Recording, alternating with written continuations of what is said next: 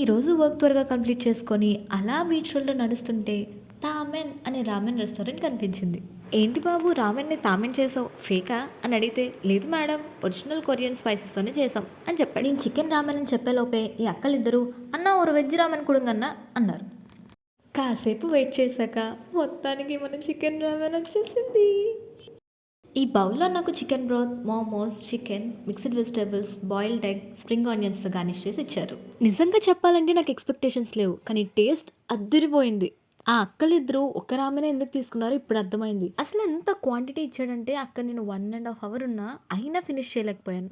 తర్వాత ఒక మొహిటో ఆర్డర్ చేసుకొని యూట్యూబ్ కంటెంట్ రాసుకున్నా. హా, రూమ్కి వెళ్ళాల్సిన టైం వచ్చింది. అంతలోనే నా క్యాబ్ కూడా వచ్చింది. ఇప్పటి వరకు అంత తిని మళ్ళీ మురి మిక్చర్ అలా తింటున్నానా అనుకుంటున్నారా? చెప్పా కదా బీచ్కి వచ్చాక మురి మిక్చర్ తినకపోతే పాపం అని. Finally I reach my room. మీరు కూడా నాలాగే ఆఫీస్ అయిన తర్వాత రూమ్కి వెళ్ళకుండా అటు ఇటు తిరుక్కుంటా వెళ్తారా?